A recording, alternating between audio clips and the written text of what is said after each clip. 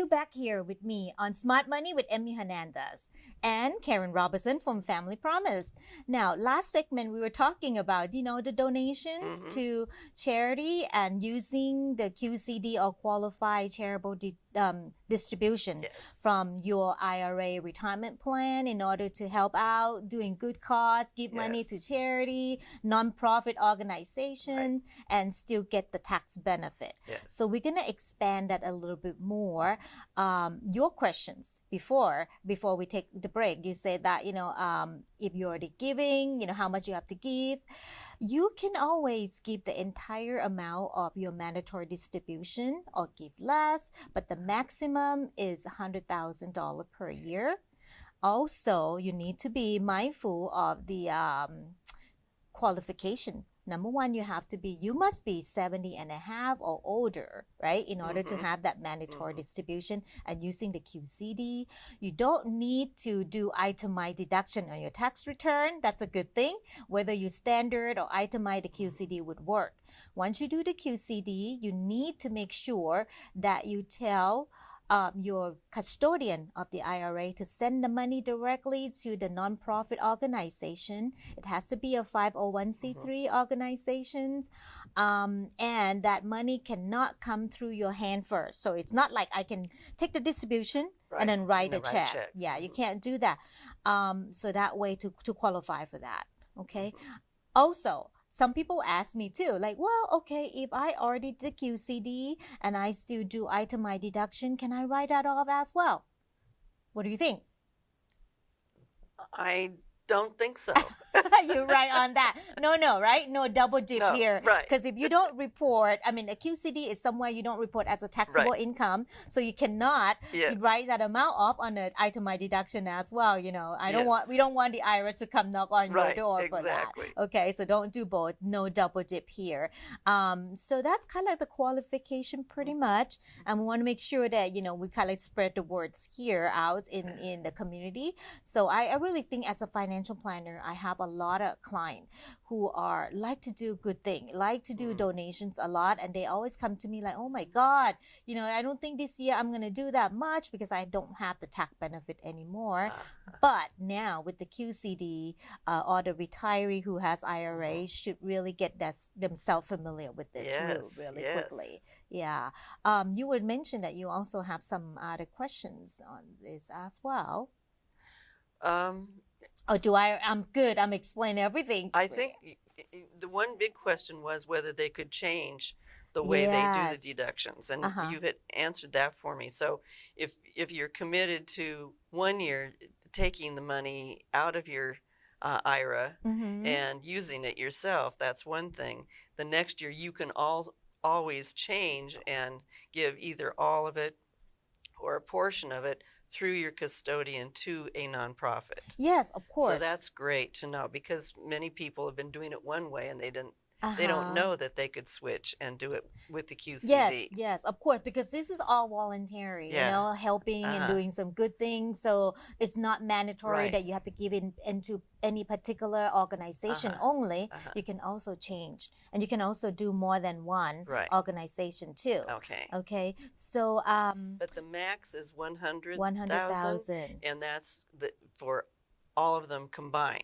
Correct. Yes. Correct. Okay. So also you got to be careful, we're dealing with the charitable organization too. I know like your organization it's legit, because you are 501c3 organization. But I heard so many bad things about, especially when it get too closer to holiday season, you get so many solicitation coming in, right, from everywhere. And some of these turn out to be scams. Some of them do. Some of them are not really fully vetted nonprofits. So they might have a good sounding name to their organization, but it really does mean you need to do a little bit of homework on that. Right. So there are ways to check to make sure an organization is legitimate. In California, for instance, as a nonprofit, we need to file with the government what is called a 990 form, and that really tells who's donated and how we've spent that money, so that they can tell that we're, a legitimate organization.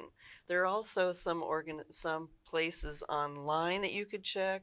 There's Charity Navigator, GuideStar. Those are two websites that really keep information and data about nonprofits. So you could go there and make sure that they're a legitimate 501c3. That's a very good information. Yeah. So GuideStar and Charity Navigator are two of them. So you can go on there and maybe search for the name, and there will be a profile coming up. Oh, that's a very good plan. Yeah. And also, when you mentioned that Form 990, this is something that kind of like a IRS tax form. Okay, so how do people get the information on that? Can they ask, like, let's say if I get a phone call from an organization and say, hey, you want to donate to blah, blah, blah, and we are a nonprofit, can I ask for a copy of Form 990? I think it's online and it's available to the public. I think you could just Google it probably.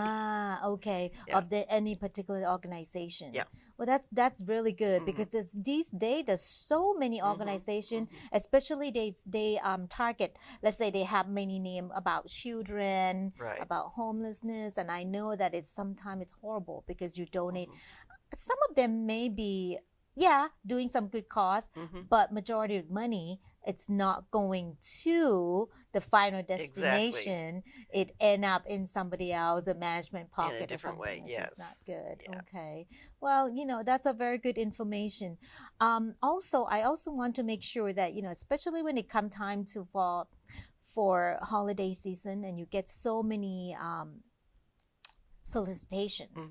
I always tell my client that it's nice to give a lot, but it helps to also to be organized, and perhaps maybe just pick 2 or 3 of your favorite, charitable organization, and then donate more to that one instead of do a little bit here and there everywhere. Because when it comes to tax time, let's say even if you let's say you do charitable do itemized deduction. You still have a tally of that, kind of a receipt for that, right? So it should be well organized. So maybe pick 1 or 2 or 3 where you can make an impact. Yeah, exactly. That's a good word too. Make an impact, right? Because I mean, you especially in a smaller community, and you can do that. You can really see how the work gets done. Right. So I want to give you a little time to tell the audience, the viewer, about your organization and how they can reach out to you. Okay. Yes, we have a website. They can go to our website, which is www.familypromisesgv.org, and there they can find the latest information about our organization and how they could donate to our organization if they so please. Our main interest is that every child should have a home. That's great. That's great. Thank you, Karen. Thanks for being here today. That's it for today's episode of Smart Money with Emmy Hernandez. As a financial advisor, I'm here to help you. So if you have any questions or comments, send it to me by email to emmy@ehfinancial.com. Don't forget, if you miss any part of the show, you can watch us again on ehfinancial.com or crowncitynetwork.com. Remember, being smart with your money, it's easy, and you can do it. Thanks for watching. See you next time right here on Smart Money with Emmy Hernandez.